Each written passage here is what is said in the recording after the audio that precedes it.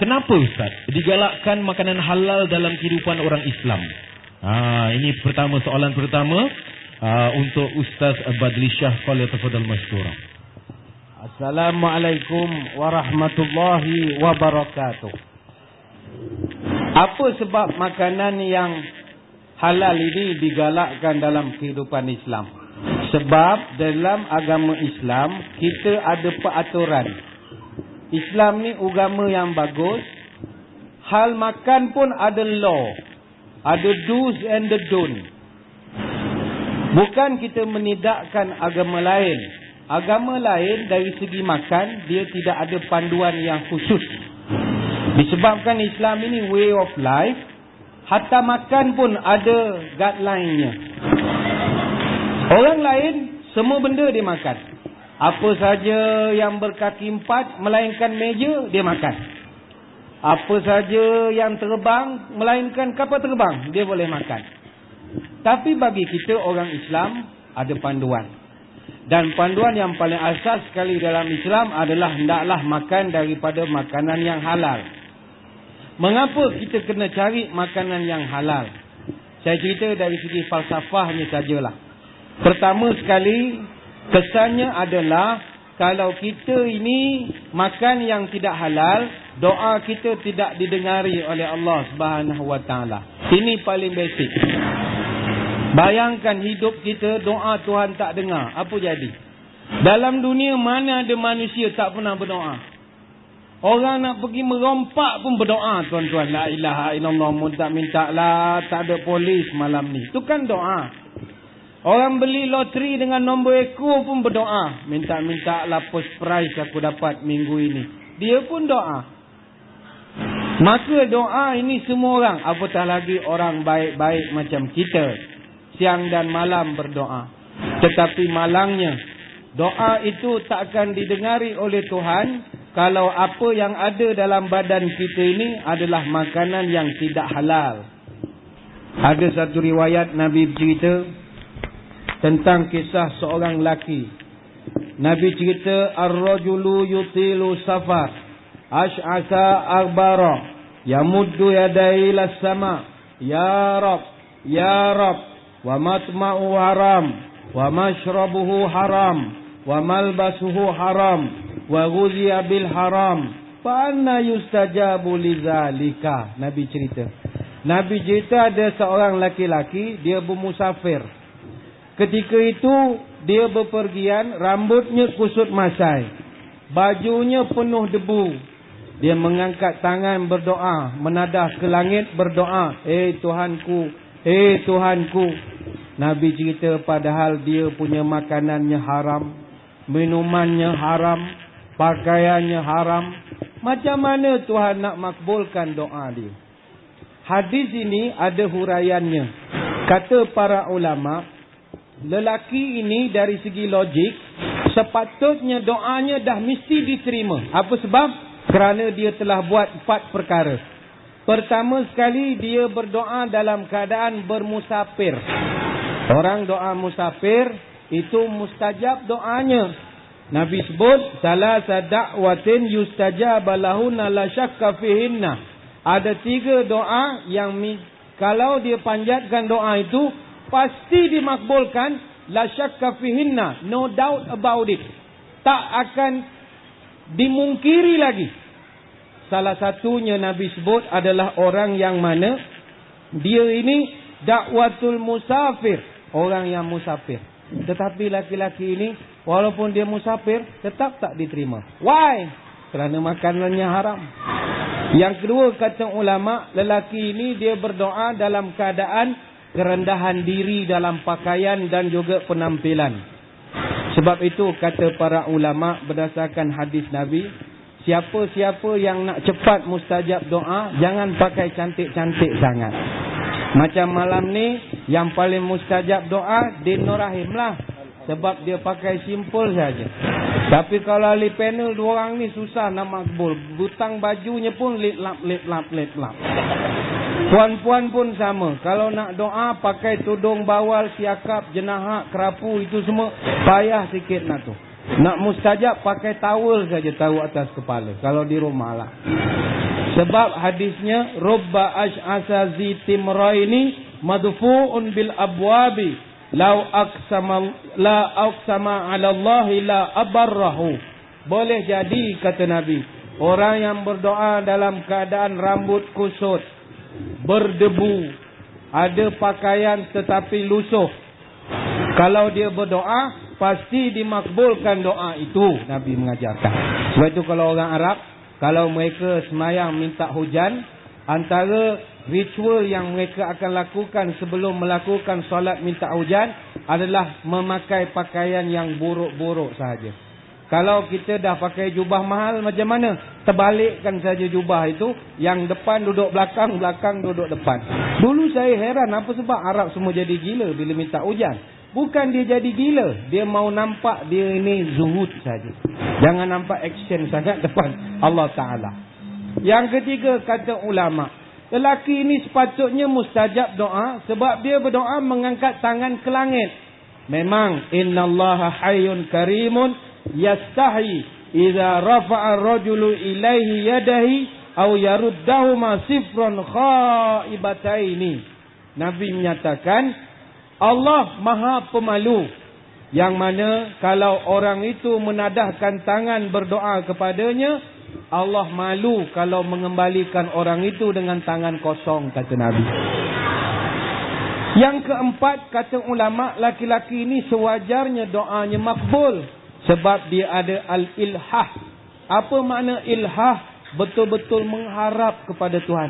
Kan Nabi sebut tadi di doa, Ya Rab, Ya Rab, Tuhan, Tuhan. Jadi ingat, siapa nak mustajab doanya, mesti angkat tangan tinggi-tinggi, merayu dengan Allah.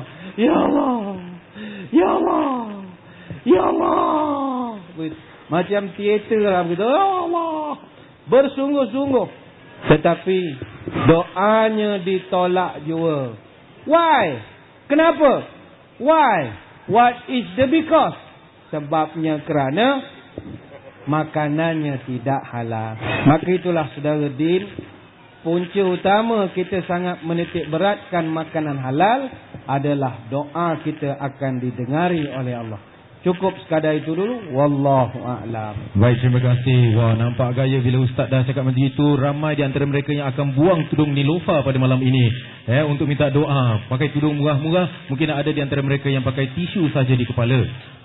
Baik, ini mungkin dia di antara sebab untuk kita merendahkan diri ke hadapan Allah SWT, sebab kita nak minta ke Allah. Jadi mungkin adalah antara sebab-sebab ataupun faktor-faktor boleh diterima doa kita. InsyaAllah semoga dapat keberkatan. Jazakallah khair yang berbahagia Ustaz Badli Shah yang handsome. Dan sekarang ini kita bersama yang lebih handsome, iaitu yang berbahagia Ustaz Dr. Muhammad Izhar Arif.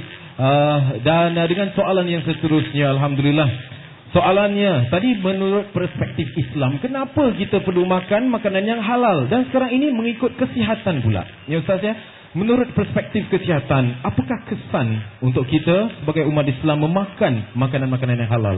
Falyatafadhal mashkura. Assalamualaikum warahmatullahi wabarakatuh.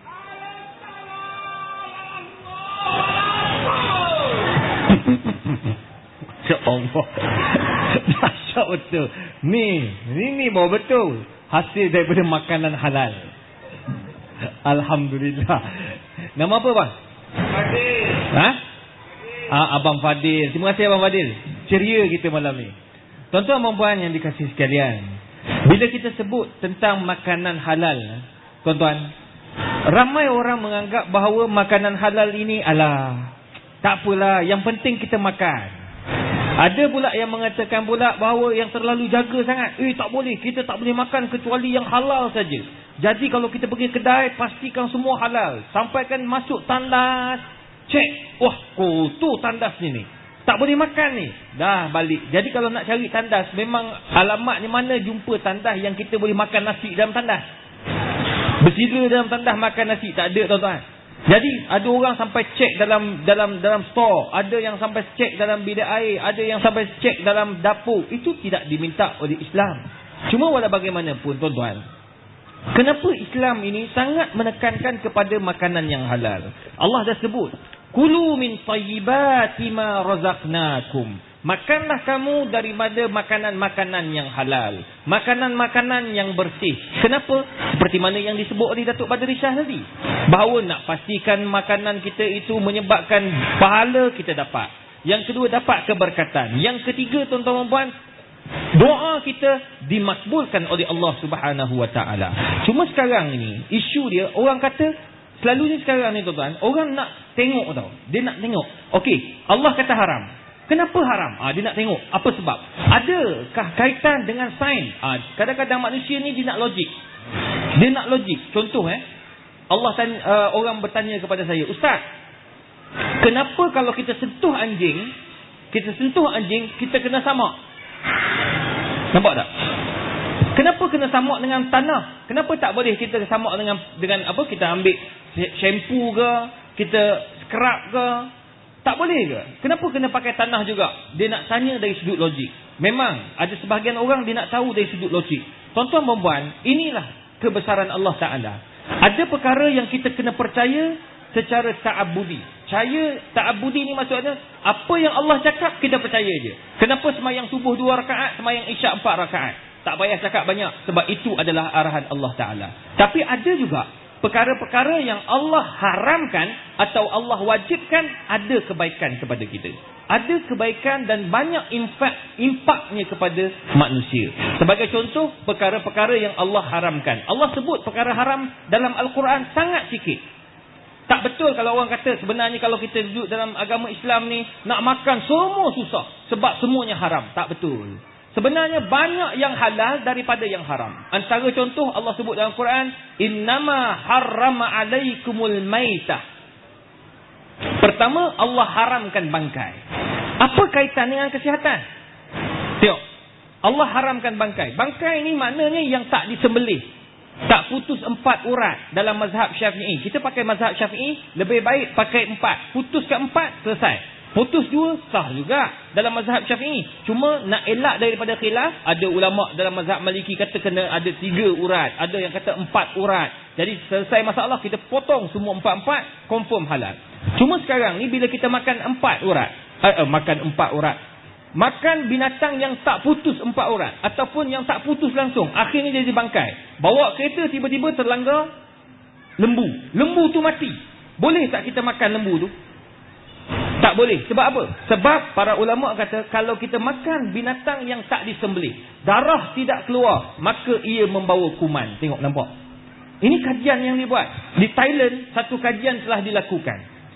Binatang ataupun haiwan yang disembelih, berbeza dagingnya dengan binatang yang tak disembelih.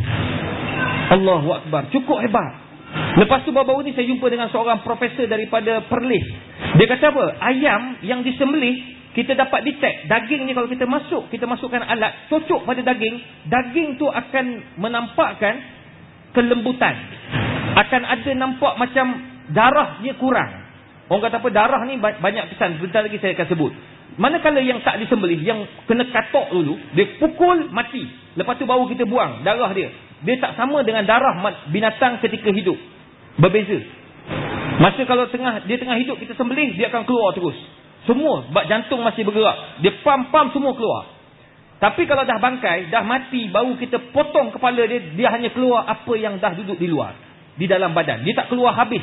Jadi itu sebabnya, kesan binatang bangkai ini banyak kesan dia. Sehingga kalau kita makan silap hari bulan, boleh menyebabkan kita terkena penyakit. Contoh dalam mazhab Hanafi. Kita bermazhab Syafi'i. Cuma saya tertarik sebab musabab yang dinyatakan oleh mazhab Hanafi. Kalau kita makan bangkai ikan sebagai contoh, ikan dah terapung, mazhab Syafi'i boleh makan, tapi Hanafi tak boleh makan, haram.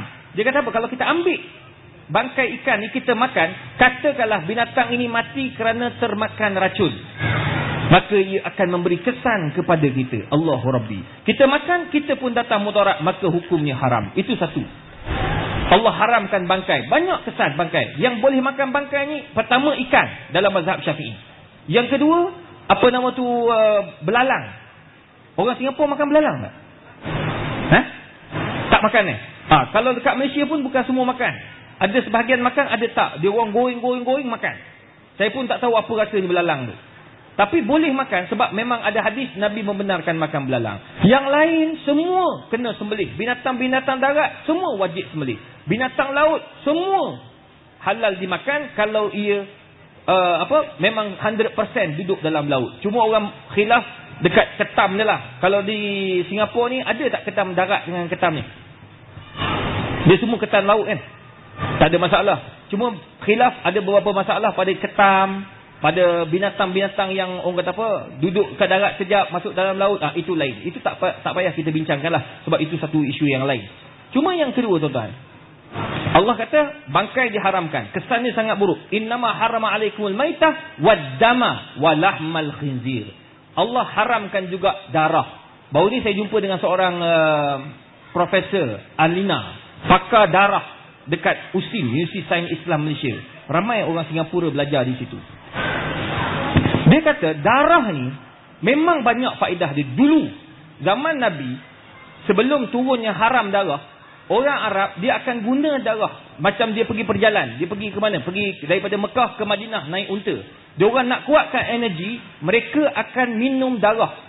Tapi tak banyak, dia minum sikit. Suku cawan dia minum. Untuk apa? Tambah energi. Dulu. Tetapi hasil daripada kehadiran Nabi SAW, Allah haramkan darah. Kajian dibuat oleh para ulama. Orang sains buat kajian. Kenapa darah haram?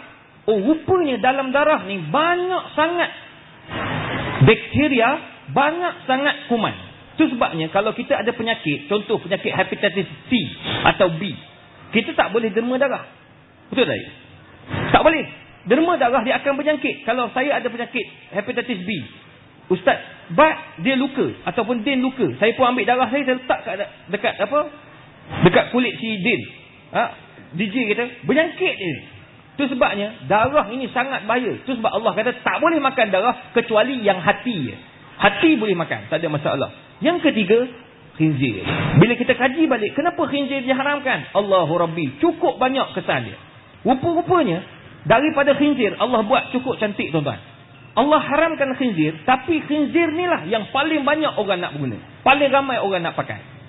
Sekarang ni kajian tengah buat macam mana kita nak buat kari perisa khinzir. Betul. Saya pun gaul kepala sebab saya bidang saya fix masa.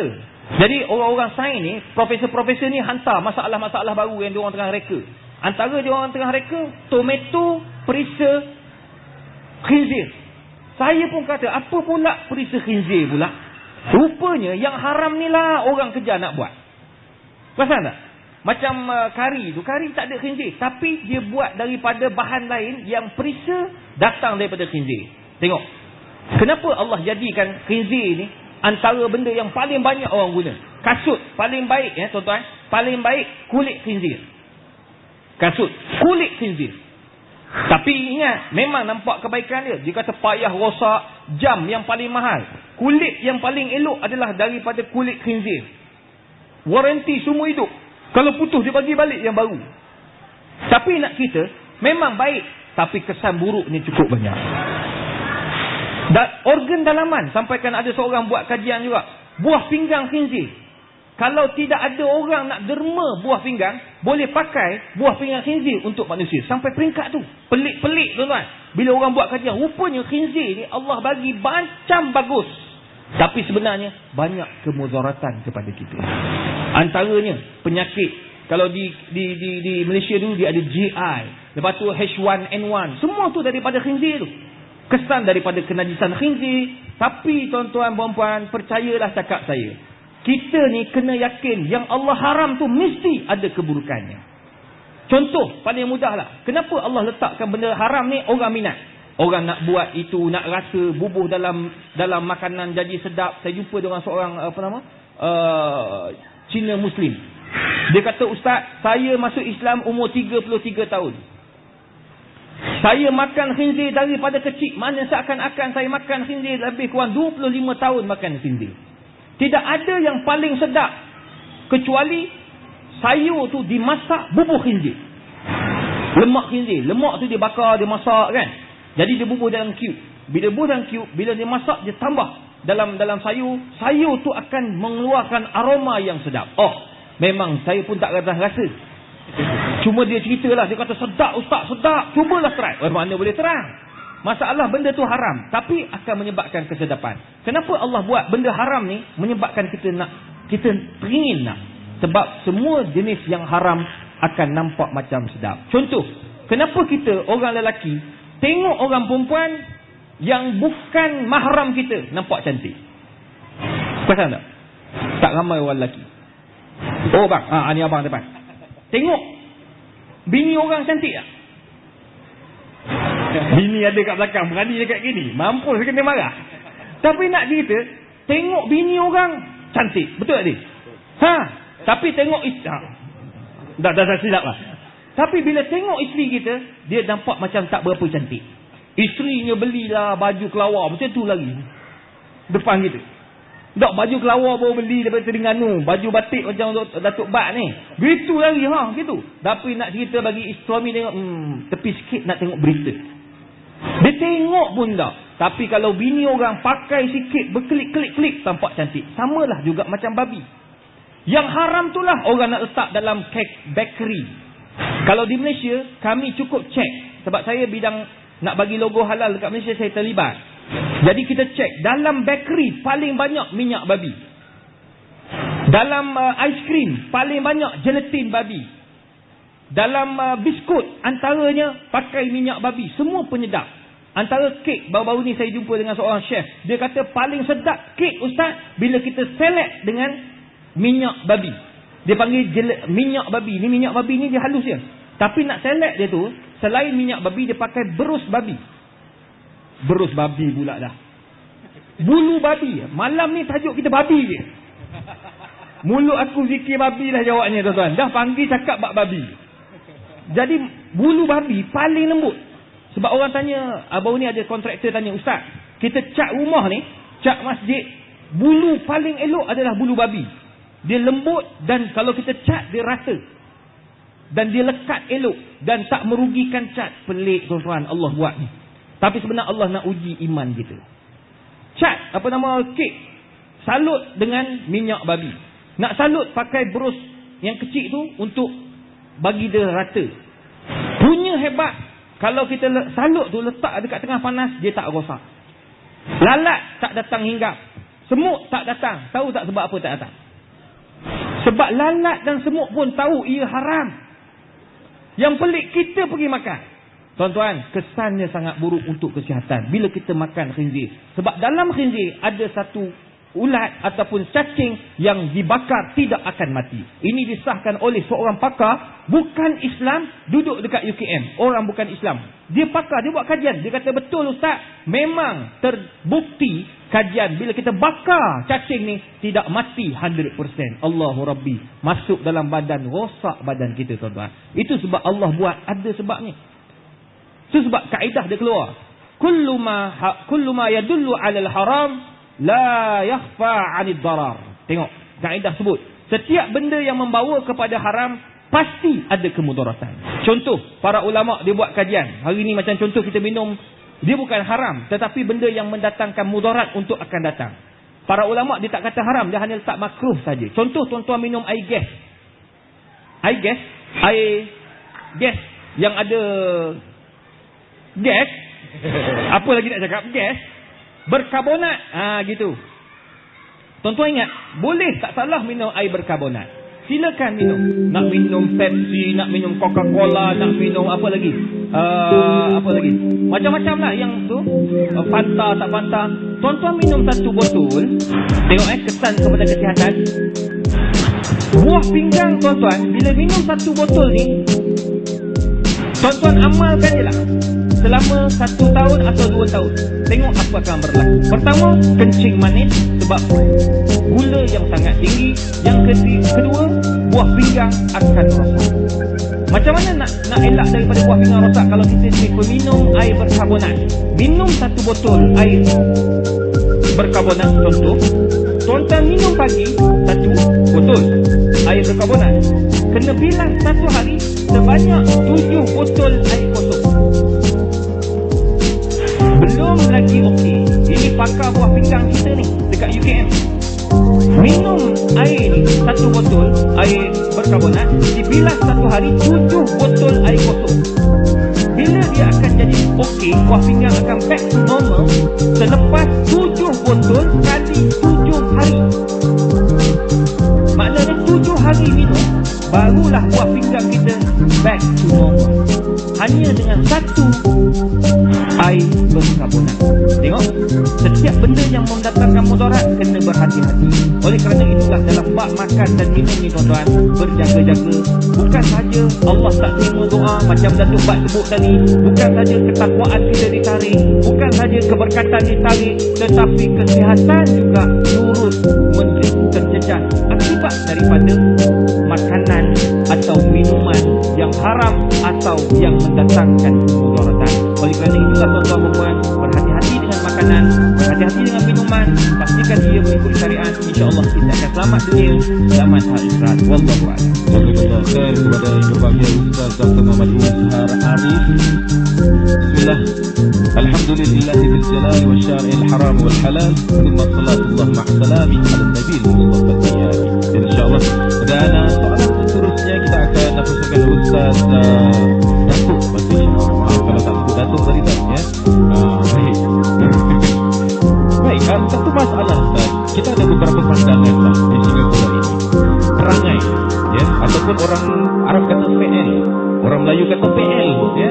Jadi PL orang Melayu kita ni ada yang terlalu ekstrim, terlalu warak. Dan ada juga pandangan yang cakap, okey, contohlah sekarang ni yang agak popular makanan ialah cupcake dah sah-sah dekat situ letak palm halal. Tetapi ada di antara perangai juga yang macam I want to see the ingredient yang terlalu sangat berhati-hati dalam makanan, terlalu khusus untuk menilai ingredient dalam makanan tersebut. Jadi macam mana? Ada yang ustaz-ustaz ataupun ada yang pakar-pakar mengatakan boleh dah letak halal kat situ, boleh, tak payah cek halal haram dan sebagainya. Dan ada juga yang mengatakan tak boleh, kita kena check ingredient berapa persen. Takut ada lemak-lemak yang tak tertentu, yang tak mahu, yang ada chemical dan sebagainya. Nak tengok sendiri. Jadi macam mana ustaz? Ini betul ke? Terima kasih muslimin muslimat yang dirahmati Allah sekalian. Benar apa yang disuarakan oleh saudara Dino Rahim tadi tentang perangai setengah daripada kita yang terlalu mengorek-ngorek di sebalik produk yang mereka lihat. Saya bahagikan orang di dalam bab makan ada beberapa jenis. Pertama, ada orang dia makan sekadar untuk keperluan sehari. Dia makan sekadar untuk nak menegakkan tulang rusuk, kata orang tua.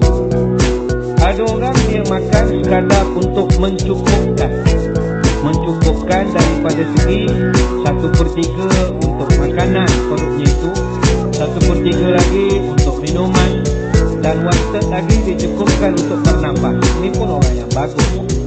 Tapi ada pula orang yang makan berlebih-lebihan. Macam di Singapura, di Nusantara lah secara umum saya tengok masalah adalah makan berlebih-lebihan. Terutama sekali bila tiba bulan Ramadan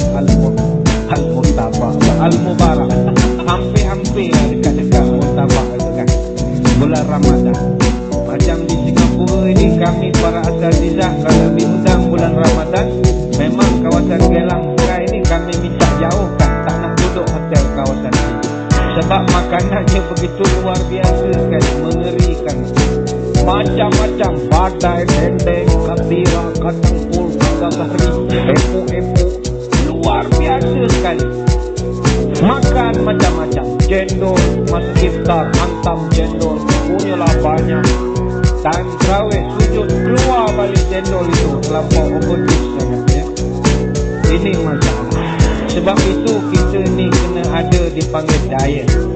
Diet ini bukan sekadar diet, tapi soalan D-I-E-T, D-I-E-T, iaitu diet ala Nabi. Macam mana cara Nabi makan, macam mana cara Nabi menyediakan hidangan. Yang ini saya kira juga perlu diambil perhatian. Maknanya bukan sekadar perkara what, tapi how pun kadang-kadang kena diketahui. Tadi Dr. Izhar disebut tentang kenapa orang laki-laki suka pandang orang perempuan. Malam ni saya ingin jawab secara akademik. Menurut kajian yang dibuat pada Jun 2015 di England,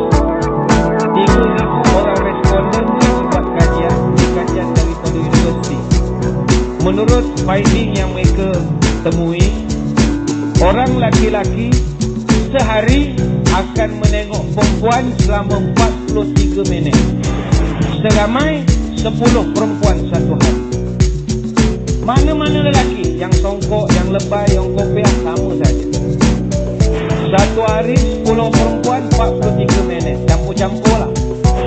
Maknanya dalam setahun orang laki-laki memandang perempuan 259 jam. Bersamaan 11 hari. Artinya kalau dia dah mula gatal umur 18, mungkin ada lebih muda lagi. Normal lah yang gatal umur 18. Kalau sekarang umurnya 50 tahun, dia dah menengok perempuan non-stop 11 bulan 11 hari. Adapun orang perempuan, mereka memandang laki-laki hanya 20 minit sehari saja, dan 6 lelaki saja dia pandang. Maka kalau daripada umur 18 sampai sekarang umur 50, dia tengok orang lelaki tanpa henti 6 bulan berturut-turut. Dibuat kajian, why? Kenapa orang perempuan tak suka pandang laki-laki? Kenapa laki-laki suka pandang perempuan? Jawapannya mudah. Yang cantik di mata laki-laki, perempuan. Perempuan adalah makhluk Allah paling indah sekali. Berbanding dengan monyet, belalang, apa semua, pokok bakau. Perempuan adalah makhluk Tuhan, masterpiece Allah Ta'ala yang tercantik sekali lah. Tetapi yang cantik di mata perempuan, siapa? Bukan laki-laki. Yang cantik di mata perempuan, emas permata.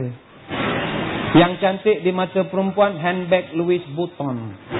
Itu yang cantik di mata perempuan. Sebab itu kalau nak tengok suami isteri romantis, pergi ke supermarket, pergi ke Takashimaya, pergi ke mana-mana lah. Nampak suami isteri romantis. Apa sebab? Jalan pegang tangan.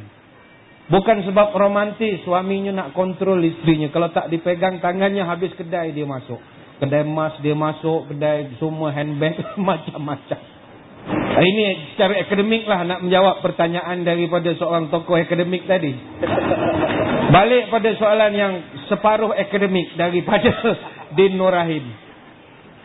Macam mana kita nak berhadapan masyarakat kita yang suka mengorek-ngorek di sebalik perkara-perkara yang sudah jelas? Pertama sekali, ada bagusnya kita ada sifat itu. Satu sisi, dia adalah menunjukkan sifat warak. Warak ini apa artinya? Al-ikhtiyat. Dia sangat berhati-hati. Hati-hati dari perkara apa? Perkara syubhah. Al-halalul bayyin wal haramul bayyin. Wa bainahuma umurun mutasyabihat. Nabi sebut halal, clear. Haram, clear. Tetapi in between, ada yang dia panggil mutasyabihah. Perkara yang remang-remang. Enggak jelas. Jadi orang yang warak, yang syubhah itu, dia tinggalkan. Cuma masalah sekarang, pertama, jangan satu produk. Contoh tadi, Din Nur Rahim sebut cupcake. Sudah ada gambar di Muiz misalnya di situ. Maka jangan nombor one, jangan korek terlalu dalam. Jangan menggali-gali sangatlah. Sebab kalau digali, nescaya ditemui. Itu masalahnya. Allah Ta'ala sebut dalam Quran, Ya ayyuhalladzina amanu la tas'alu an asya'in tubdalakum tasukum. Wahai orang-orang beriman, jangan kamu bertanya sesuatu perkara yang mana kalau kamu temui jawapannya akan menyusahkan kamu. Surah Al-Ma'idah ayat 101. Tuhan larang kita jangan tanya satu soalan yang kau sendiri tak bersedia menerima jawapannya. Ini number one. Ada orang kadang-kadang dia suka tanya mengorek-ngorek hukum yang tidak wujud. Ada, itu banyak. Pernah Ustaz Din ada orang tanya hukum. Ustaz, ini cerita fiqh, bukan cerita tak elok. Ustaz, apa hukum air mani hukumnya najis ataupun tidak? Air mani hukumnya tidak najis, kita jawab. Itu jelas, clear. Hashtag, tak ada masalah. Boleh tak dia tanya soalan? Oh, kerana tak najis, boleh tak ambil air wuduk guna air mani? Ini kan tak cerdik punya soalan. Maka apa jawapan kita kepada orang yang bertanya soalan-soalan yang pelik-pelik begini? Adik, beginilah. You tanya soalan bukan saya tak boleh jawab. you pusing melayar, you cari mana masjid yang ada air mani 2 kolah, baru jumpa sama saya. Kalau tak jumpa yang 2 kolah, jangan tanya itu soalan lah. Kan gitu. Ada orang dia suka tanya soalan yang jawapannya mengecewakan kau nanti. Macam cupcake. Kalau nak dikaji, ya MUIS, Jabatan Agama, JAKIM, kami proses senang saja. Saya kira standard SOP-nya sama macam di Singapura. Kita terima permohonan daripada peniaga. Kita pergi ke tempat dia. Ada pejabat kesihatan, ada daripada municipal council, kemudian daripada ustaz-ustaz. Kita tengok pertama kebersihan. Kita tengok kebersihan dia. Tepung dia taruh di mana? Dalam box. Boxnya ada campur tak dengan benda-benda yang haram? Tak ada, okey, kita bagi markah. Kemudian kita tengok persediaannya. Dari segi pekerjanya itu sesuai atau tidak pakaiannya. Kebanyakannya adalah kebersihan. Dan kebersihan adalah markah paling besar untuk sijil halal. Kemudian kita cek produknya asal daripada mana. Garamnya, kicapnya, begini. Contoh. Maka berdasarkan penilaian kita, diberi sijil halal. Tetapi ada satu orang dia korek lagi. Sekali jumpalah yang tukang buat cupcake tak sepayang subuh, pakai contoh. Wah, ini haram. Yang kau korek memang jumpa lah. Itu kan dah dalam, terlampau deeper sangat dia menggalinya. Kemudian, tapi saya kira benda ini memang perangai manusia. Manusia dia suka bertanya hukum yang tidak dibahaskan. Inna a'zamal muslimina jurman man sa'ala an syai'in lam yuharram fahurrima min ajli mas'alatih. Ada hadis riwayat Bukhari Muslim. Nabi bilang, sesungguhnya orang yang paling besar dosanya adalah orang yang bertanya tentang sesuatu yang asalnya tidak haram, tetapi menjadi haram lantaran pertanyaannya itu. Jelas? Asalnya tidak haram, tapi kerana ditanya-tanya soalan itu, dah macam lawyer pula soalannya itu. Ini dari mana? What is it? Banyak sangat soalan. Rupanya kita jumpa, tak boleh lah. Haram kerana pertanyaannya tadi. Itu juga tidak dibenarkan. Dosa, kata Nabi. Abu Sa'labah Al-Khushani Jursum bin Nashir radhiyallahu anhu, dia pernah mendengar Nabi pernah berpesan. Ini hati-hatilah yang kaki korek-korek ni ya. Inna Allah Ta'ala farada faraida fala tudayyi'uha wa haddan hududan fala ta'taduha wa harrama asya' fala tanhikuha wa sakata an asya' rahmatan bikum ghaira nisyan fala tas'alu anha. Nabi sebut, Allah telah mewajibkan beberapa perkara, jangan kamu tinggalkan. Allah telah menetapkan beberapa batasan, jangan kau langkah batasan itu. Dan Allah haramkan beberapa perkara, jangan kamu langgarkan. Dan kata Nabi, Allah diamkan beberapa perkara sebagai rahmat kepada kamu. Maka jangan kamu bertanya-tanya perkara itu. Bukan kerana Tuhan lupa, tetapi untuk rahmat kepada kamu. Hadis riwayat Daruqutni. Justru itu, jangan dikorek-korek terlalu mendalam. Kalau dah nampak sijilnya daripada MUIS, hantam sajalah. Bismillah. Makan ajalah. Jangan banyak tanya lagi.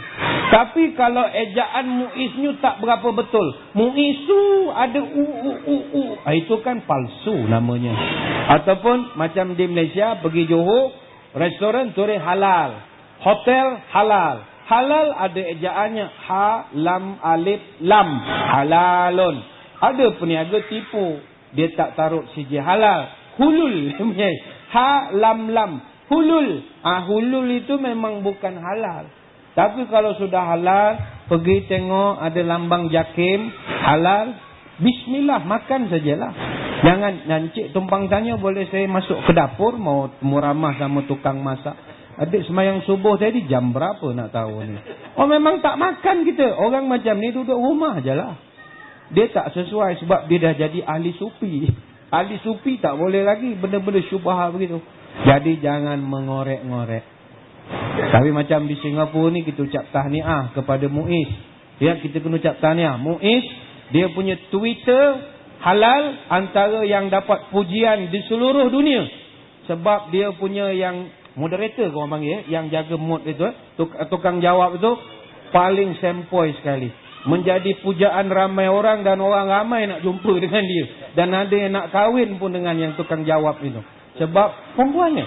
Loh begitu. Alamak. Ustazah. Puan kecil. Puan kecil. Itu saya tak cek lagi. Sebab bukan kategori antara 10 perempuan yang saya lihat. Tak masuk lagi. Tak masuk lagi. Tapi memang dia best. Jakim sampai malu sebab macam mana Singapura boleh buat, kita tak boleh. Yang tukang jawab tu memang sampel. Puan-puan, tuan-tuan, malam ni kalau Twitter sama Muiz tanya hukum, terus dia jawab. Dan jawapan dia memang syok lah. Assalamualaikum, orang tanyakan. Restoran ni halal ataupun tidak? Separuh halal, cik. Dia tolong jawabkan. Memang aktif 24 jam. Ajak kahwin pun dia jawab. Saya tak tahu dia perempuan. Aku nak masuk lah lepas. InsyaAllah. Memang bagus. Ini tanya kepada Muiz. Bagus. Begitu efficient delivery system. Jadi kita di Singapura apa masalah? Tuan-tuan jalan sepanjang tengok kedai. Tak ada logo Muiz. Jangan makan. Jalan. Tengok ada macam logo Muiz tu dah sengit-sengit sikit. Ini boleh makan tak boleh makan. Tanya owner mesti boleh makan punya. Sini boleh makan tak? Oh sini boleh makan tak ada masalah punya. Dia makan je apa tu semua. Ini ada babi ya? Babi ada, kita tinggal lain lah. Babi taruh sini lah, sini makan lain. Kalau keliru, tanya Muiz lah. Muiz anytime boleh jawab. Tapi jangan mengorek-ngorek. Pergi kedai yang Arkam punya kedai yang dekat Teh Tarik dulu bukan? Itu insya-Allah halal. Muiz banyak. Nah sampai ke dapur. Nak menengok macam mana you cempedak you ambil mana? Tengok cempedak letih sampai ke pokok cempedak pun kita tengok. Ini akan merugikan kita. Keep it as simple as possible, tetapi warak jangan juga ditinggal. La ifrat wala tafrit lah. Jangan strict sangat dan jangan liberal sangat. Yang sedang-sedang saja. Wallahu a'lam. Baik, terima kasih Ustaz. Dan sekarang ini kita ada. Baik, seterusnya soalan yang kita akan tujukan kepada yang berbahagia, Ustaz Dr. Muhammad Izhar. Maafkan Ustaz, ini memang kena dengan topik ataupun konten yang Ustaz sampaikan tadi, masih lagi mengenai balik bayu Ustaz. Ya, masih lagi. Jadi saya ingat kita jangan sebut khinzir lah. Sebut khinzir ni macam babi tu masuk Islam saja. Sebut babi je lah. Babi je. Apa masalah? Bukan Ustaz, saya pernah on air. On air saya cakap babi, orang komplain. Cakap Din cakap babi. Dah orang Melayu cakap babi kan? Memang babi. Kan okay. Bila sebut khinzir macam tak salah. Macam masuk Islam lah. Itu seolah begitu. Biasa orang Singapura ni kadang-kadang bukan semua, banyak komplain, tak ada benda nak buat. Jadi dah orang Melayu panggil babi lah je. Kesian babi tu. Tak bersalah. Kita bergaduh sama Islam sebabkan babi. Babi tu buat apa? Tak buat apa-apa. Okey, ini bergurau saja. Betul Ustaz ya. Terima kasih. Dapat lesen daripada Ustaz. Siapa komplain, saya cakap Ustaz Badli Shah kasih lesen. Baik. Ini ada satu kisah lah. Satu kisah senario Ustaz ya. Ustaz. Apa yang perlu seseorang itu lakukan sekiranya termakan makanan haram? Contohnya. Ada satu makcik pakai tudung nilofa tengah makan. Makan. Tiba-tiba ada apik datang. Halo saudara. Saudara sebenarnya telah pun memakan. Dah separuh habis Ustaz. Dah makan daging babi. Makcik tu seronok makan. Rupanya dia tak tahu daging babi rupanya dia makan. Jadi dah makan masuk perut. Satu persoalan, apa yang harus dia lakukan? Adakah dia harus samak lidah dia sampai ke perut? Ataupun apa yang harus dia lakukan? Selain daripada membaca Astaghfirullahalazim.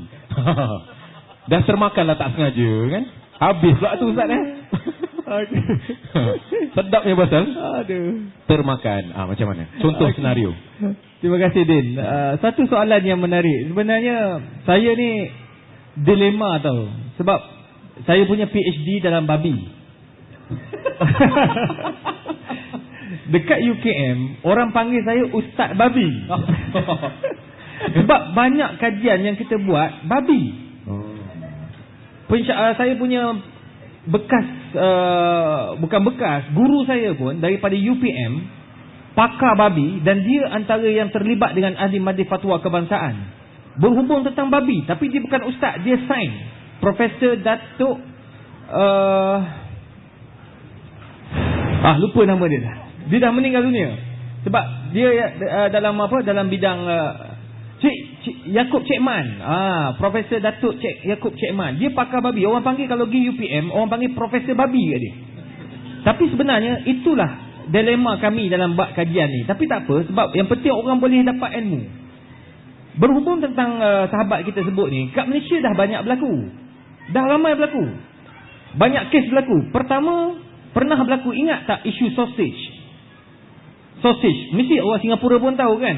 Sausage dapat tangkap, JAKIM dapat tangkap, Jabatan Agama dapat tangkap.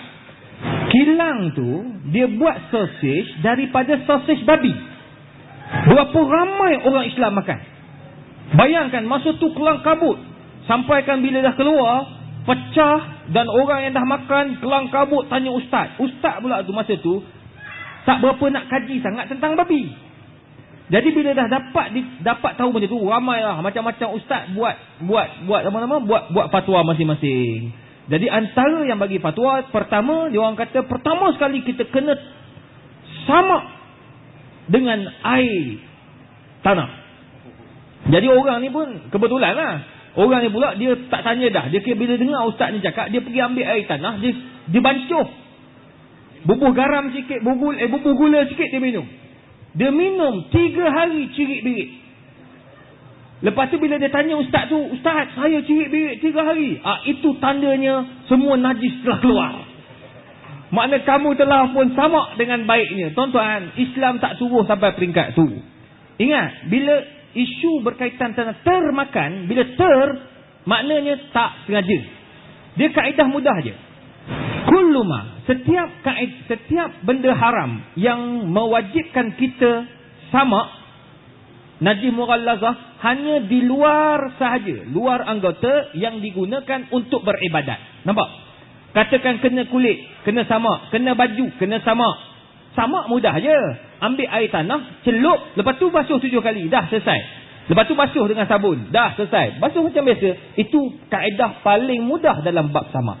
Sekarang ni dah ada pula sabun sama. Boleh sama. Tapi ingat, hanya di luaran sahaja kita sama. Dalam, bermula daripada bibir sampai dalam perut, tak wajib sama. Maknanya, kalau katakan termakanlah babi, tak payah sama. Macam saya pergi ke Phuket. Ni Datuk Bat nak pergi Phuket 11 hari bulan ni dengan pelayaran Islami. Dia nak pergi ke Phuket. Saya pergi sebelum tu masa ada rakaman TV Al-Hijrah. Saya pergi dengan 2 orang artis. Jadi bila sampai dekat Phuket tu, dia ada bawa kedai makan nama-nama asam, lepas tu kacang-kacang. Saya ni pula jenis orang yang sangat berhati-hati.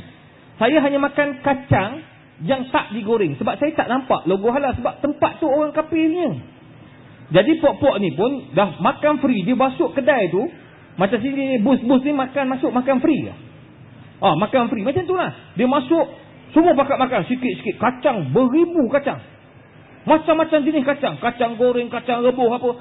Jadi geng-geng ni makan. Rupanya dia masuk dalam satu kawasan babi. Kacang perisa babi. Allahu Akbar. Jadi saya mana tahu. Saya tengok kacang ni.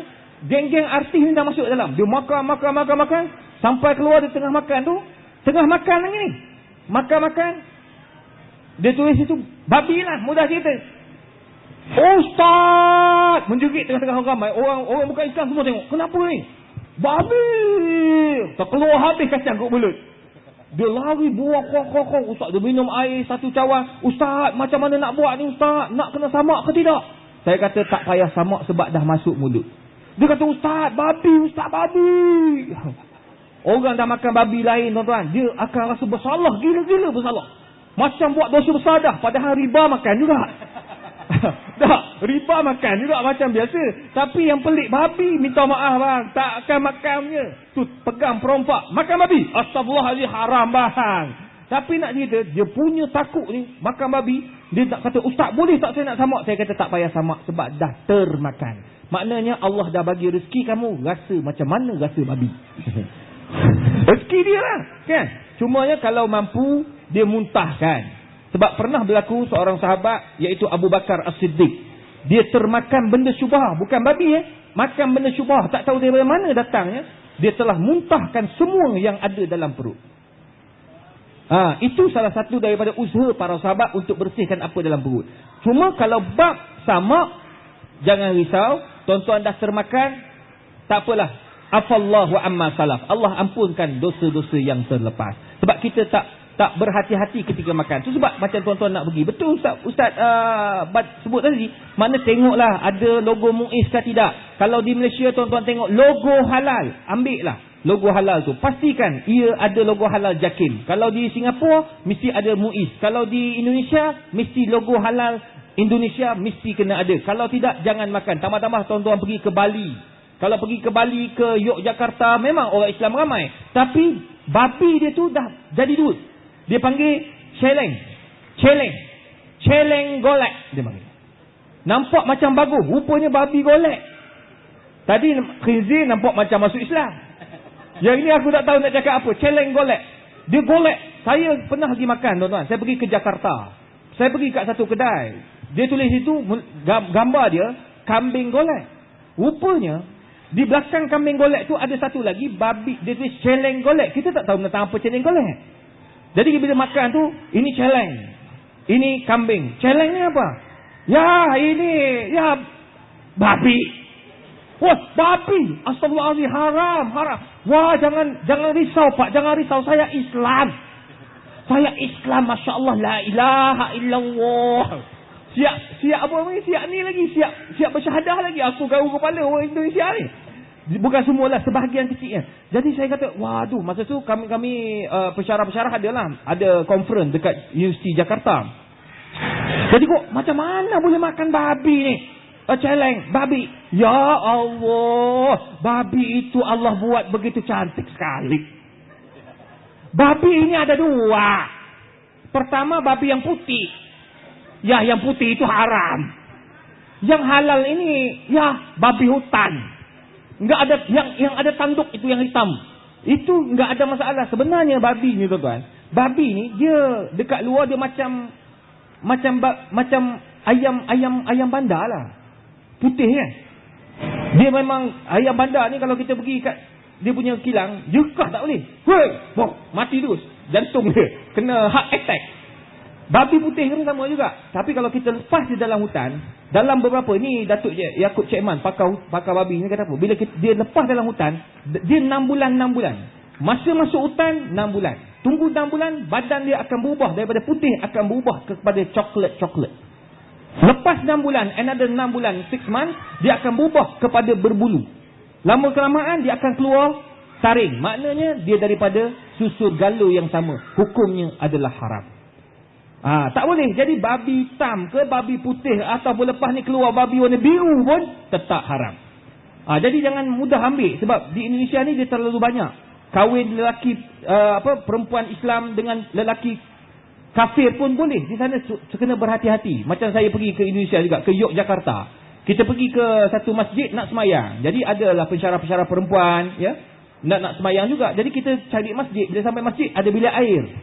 Nak masuk tandas dulu, ambil wuduk. Wuduk dan bilik air sama. Dia panggil tandas bilik kecil. Yang masuk bilik kecil. Kamar kecil. Mana WC ada tak? WC. Pandai-pandai dia orang ni. Dia bilik kecil. Jadi kita nak ambil wuduk. Bila masuk ambil wuduk, saya masuk. Saya kata macam mana aku nak ambil wuduk ni? Sebab dia masuk tu pipe 1, pipe 2, pipe 3, pipe 4. Lepas tu dia ada dinding tinggi ni. Ni tinggi ni. Ni dinding ni. Dinding. Aku forum ni apa berdiri? Boleh.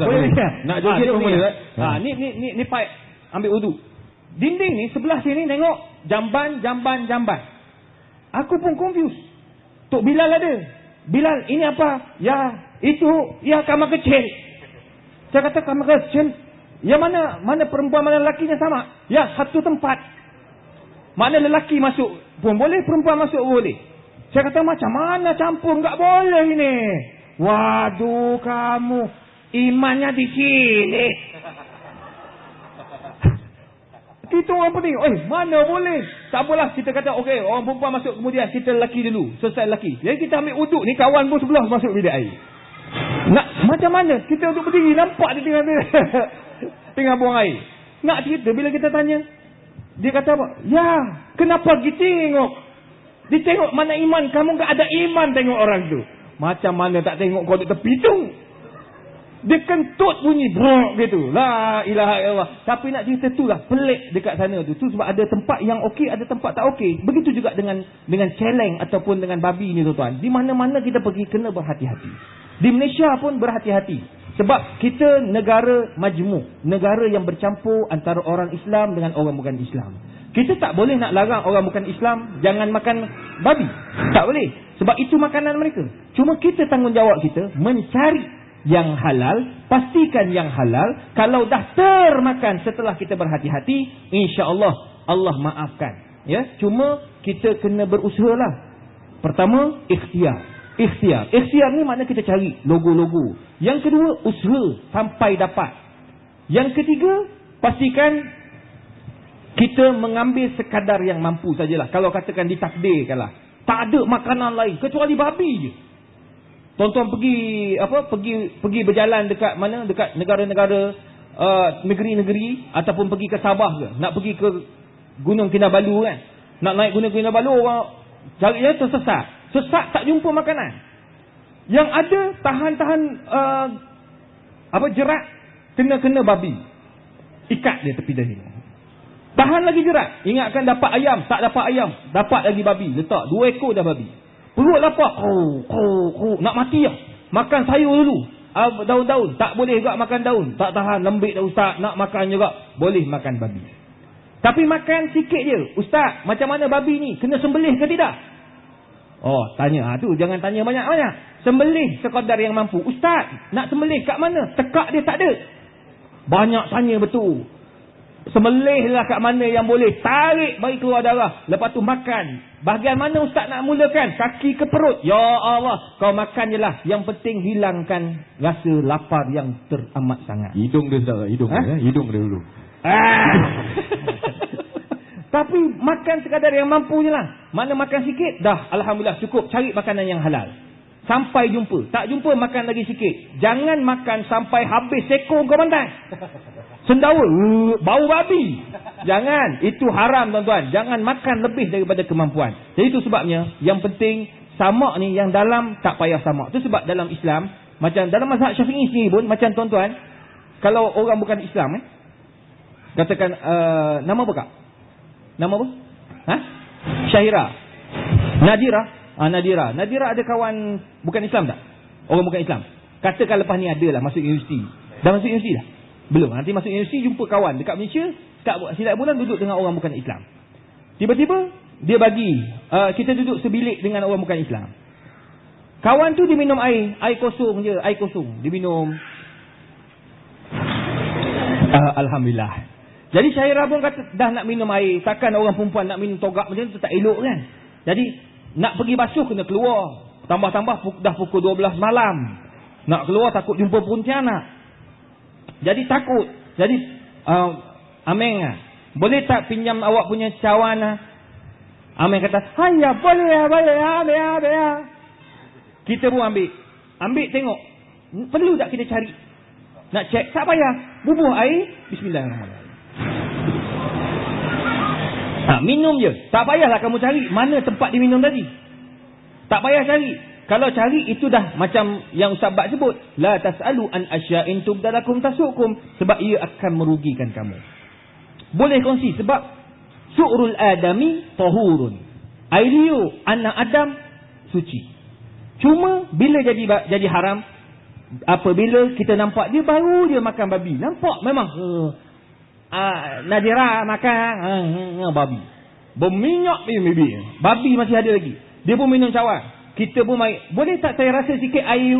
Itu tak boleh. Sebab apa? Babi dah melekat dekat cawan. Jadi oleh kerana itulah tuan-tuan, cawan tu kena samak lah.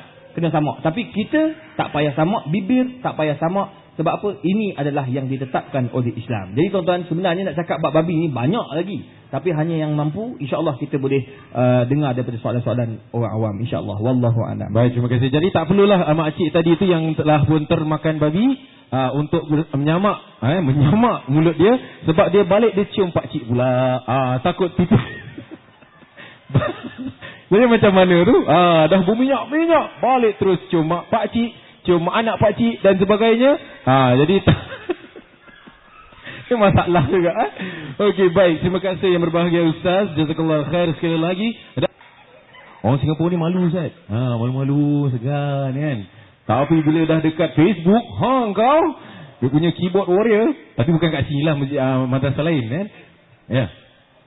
Ya, soalan. Okey, kita ada dua Okey, silakan.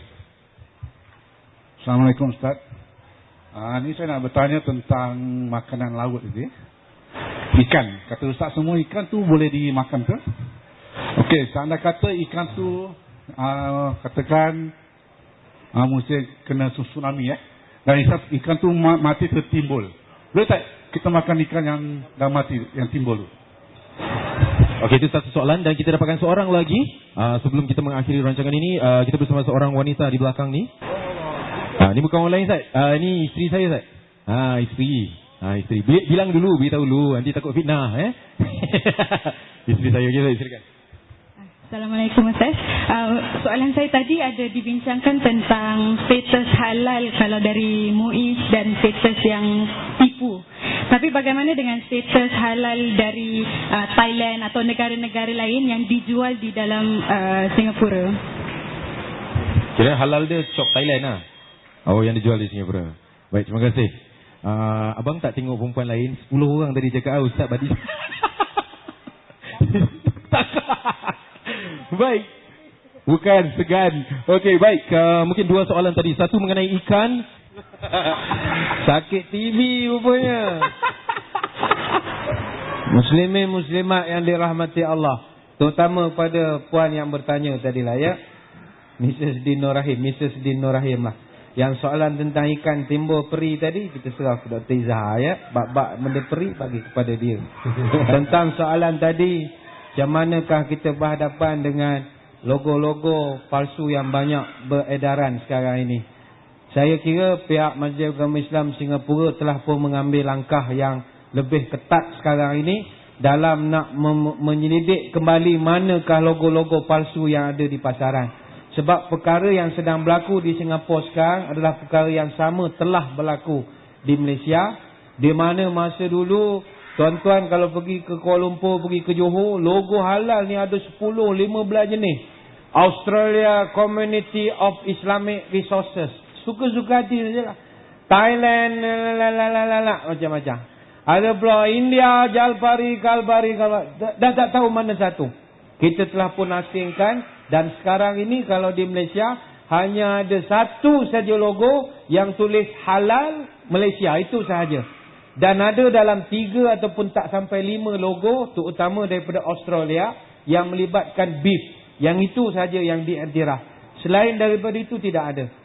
Dan kita berharap perkara yang sama sedang diambil langkah-langkah pencegahannya oleh pihak Majlis Ulama Islam Singapura. Namun buat sementara waktu, tumpukanlah kepada produk yang ada MUIS sahaja buat setakat ini. Yang lain-lain bukan kita tak percaya, tetapi maklum sajalah dalam dunia perniagaan sekarang, masing-masing menjadikan halal ini sebagai tanda niaga mereka nak dapat keuntungan. Rakan-rakan kita yang non-Muslim, mereka kalau perniagaannya ada logo halal, dia akan meningkat lebih daripada biasa. Sebab itu dia orang nak sangat kepada logo ini. Baik, terima kasih atas soalan. Cuma saya nak respon sedikit kepada apa yang kita bahas sebentar tadi, tentang bagaimanakah kita nak makan makanan-makanan yang babi ini tadi. Saya tidak fikir orang Islam ini sengaja-ngaja nak pergi makan pork dumpling, pork beef, betul tak ada. Pork fried pork with tomato sauce pork ini tak ada. Saya tak fikir orang kita sengaja-ngaja nak mencari. Nampak dah kedai tu tergantung hidungnya begini. Oh, bagi satu slice nak rasa buat medium well. Saya kira tak ada orang kita insya-Allah. Jahat macam mana pun orang Melayu ini, dia ada satu perangai makan dia jaga. Sebab itu orang kita ayam curi, sembelih juga. Sembelih menghadap kiblat lagi. Walaupun ayam tu curi. Kita jahat-jahat kita makan jaga. Insya-Allah. Maknanya orang kita kalau makan juga babi itu jahat betul lah. Tapi saya ada kenal orang yang memang sengaja makan itu. Di tempat saya di Pahang ada polis ceritalah. Ada satu orang perompak. Dia ni dah kena tangkap polis. Masa soal jawab, dia ni dah banyak kali merompak tak pernah kena tangkap. Bila tanya macam mana kau boleh lepas ah? Dia kata, saya tabung masjid pun saya sapu. Oh, yang macam kau tak kena perut kau buncit, kau orang baca doa macam-macam. Dia kata, saya kalau lepas curi barang, saya akan pergi kedai Cina, saya makan babi. Apa pasal? Oh, bila kita makan babi, orang doakan kita, doa tu tak masuk. Dia kata, itu doa ditolak oleh Tuhan. Dia kata, jadi ada juga orang yang guna pendekatan itu untuk mengelakkan masjid buat sembahyang hajat untuk dia. Jadi, tapi kebanyakan tu jahat betul lah. Saya setakat ni jumpa orang kita, walau tak sembahyang, tak puasa, makan tetap dijaga. Kalau orang kita kadang-kadang pergi ke selatan Thailand, pergi golok. Orang kita kalau pergi golok yang perangai-perangai tak senonoh, sewa bilik, satu bilik besar, bawa perempuan sampai 2 orang. Malam tu, dia langgan perempuan-perempuan yang tak senonoh ni daripada malam sampai pagi. Dalam bilik bawa Carlsberg, stout, macam-macam, minum, wah. Tapi pagi besok, pukul 7, pukul 8, nak breakfast, cari kedai halal. Encik tupang tanya, halal food, halal food. Malam tadi hantam 2 perempuan, Carlsberg 4 botol, pagi-pagi halal food, where. Orang kita itu perangainya. Tapi saya fikir, yang mungkin makan babi ini tadilah, saya kira orang yang makan tak tahu itu adalah babi. Sebab, ini kena hati-hati. Produk yang ada ingredient babi, dia tak akan tulis ingredient pork. No. Dia akan tulis dengan nama kodifikasi. Kod ni Muiz ada simpan. Dia ada E100, E110, E120, panjanglah sampai E904. Coding EEE100 sampai 900 ini kena tanya Muiz. Sebab macam produk coklat misalnya. Coklat yang dekat airport lah. Kita produk coklat airport itu daripada luar negara, bukan lokal punya. Jadi kita beli, tengok, wah, ada tak E100 tu, dia ada codingnya situ. Dia takkan tulis produk dairisnya buat daripada pork, tang hidung. Tak ada, dia tak tulis pork, telinga pork. Dia takkan tulis, dia pakai coding. Ada juga yang produk itu ada babi, tapi nama lain. Dia pakai nama ingredient swine. Swine, kita education English pun terror macam mana kita tahu swine tu babi. Swine ini biasa ditemui dalam produk untuk penambah perisa.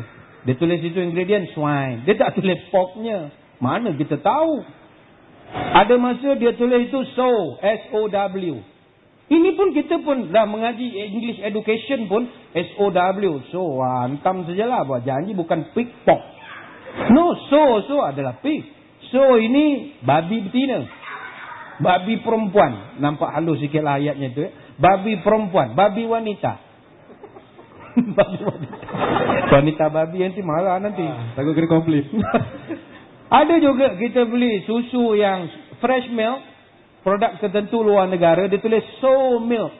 Kita ingatkan cow. Rupanya sow. S-O-W. Itu susu babi betina. Mana kita tahu? Kita sudah hantam 5 tahun duduk England, hari-hari hantam. Tak ada pula rasa sakit dada ke apa. Kita tak tahu. Bahkan kadang-kadang di Singapura pun banyak kita kawan-kawan ajak makan kedai-kedai yang dekat jalan-jalan yang pelik-pelik. Bakku teh. Oh, ini teh tarik agaknya. Tengok ada teh ni, teh tarik lah ni. Teh Cina ni. Itu kan sup tulang babi. Tapi kita bukannya faham pun bak kote ini apa? Ini sup mah. Sup apa? Herba mah. Kita tak tahu. Kita pergi restoran Jepun. Restoran Jepun lah paling susah nak bagi sijil halal. Sebab punya base produk susah nak buat di lokal. Mesti daripada Jepun sana. Sebagai contoh yang terkena ramen. Itu ramen, ramai orang makan mie ramen itu.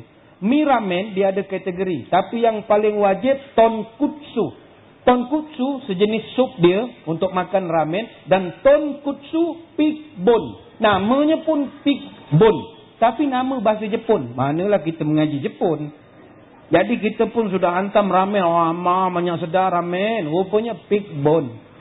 Ataupun tadi Dr. Iza duk kutuk Indonesia. Malaysia pun banyak makanan yang berselindung di sebalik nama yang bukan babi. Kalau pergi sebelah Sabah, Sarawak. Kadang-kadang dalam perjalanan dari kota Kinabalu, kita pergi Kundasang.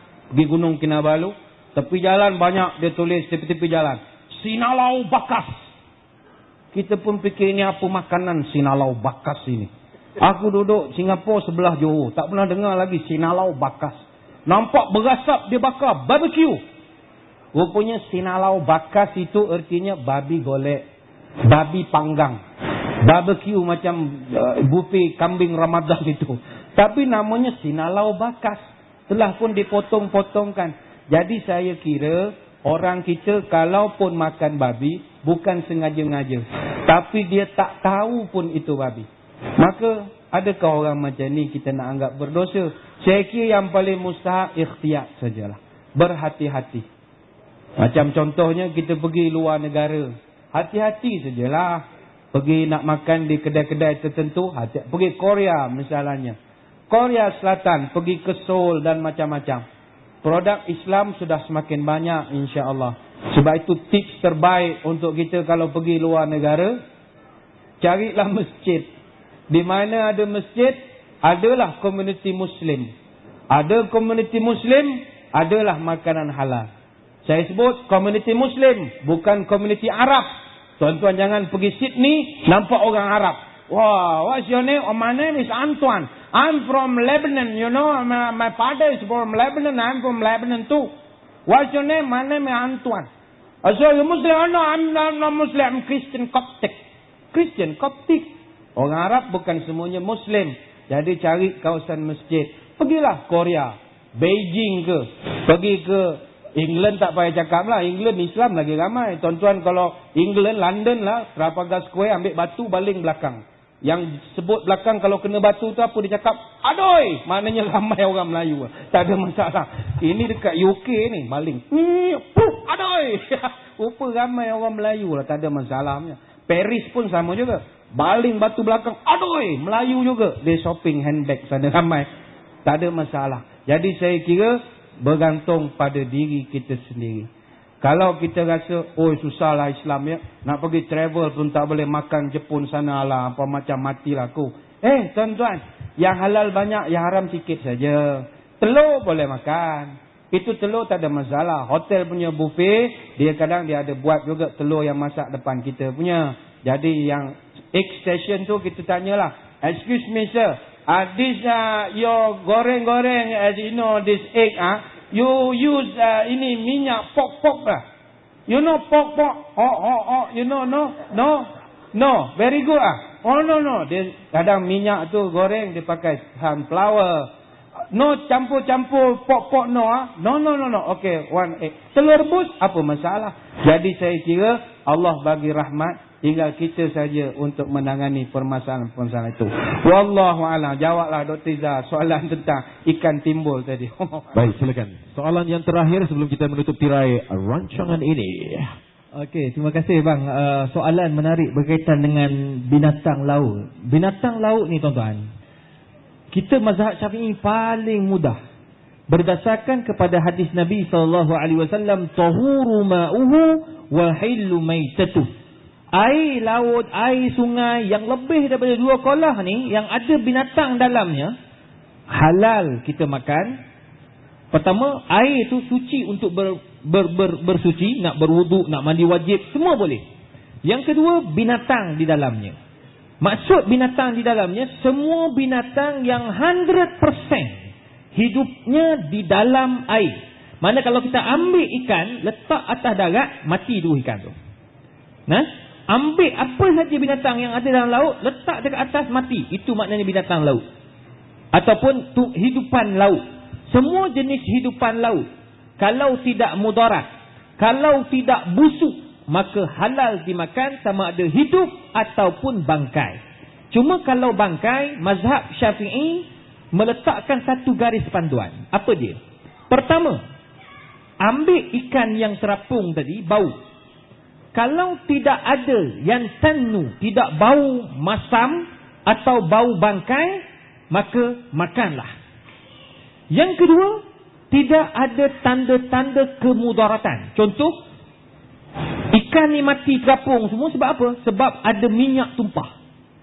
Jangan makan. Sebab dikhawatiri binatang ini mati keracunan. Dan kalau kita makan dengan kita inna lillahi wa inna ilaihi raji'un. Sama ada biru ataupun mati teruslah, antara dua. Jadi boleh, kita kena tengok.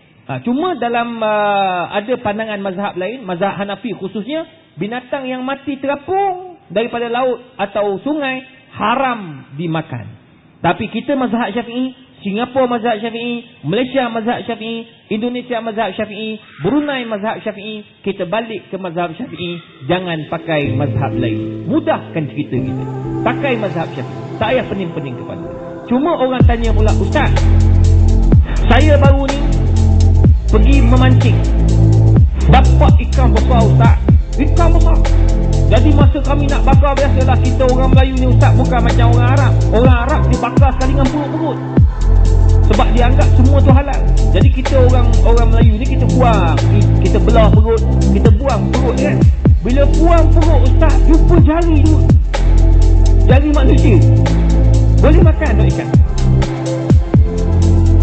Makcik, kalau jumpa macam mana makcik? Suami bawa balik ikan besar tu makcik. Kalau beli kat kedai mahal makcik, beli kat gelang ada kat $200. Rasa-rasa nak makan ke tidak ikan? Oh makcik, boleh makcik? Cik, macam mana makcik? Boleh makan? Dia macam ni lah. Kalau apa yang dalam perut, kalau tuan-tuan jumpa kaki ke, jari ke, tambah-tambah ketika tsunami, banyak orang, ramai orang jumpa. Memang jumpa jari, jumpa kaki. Kalau yang ikan besar tu jumpa tapak kaki terus. Tuan-tuan, buang kaki, makanlah ikan. Makan ikan, sebab ikan tu halal. Kaki jangan dimakan. Tak apa Ustaz, bila dah ibunya kita makan, perutnya pun makan juga.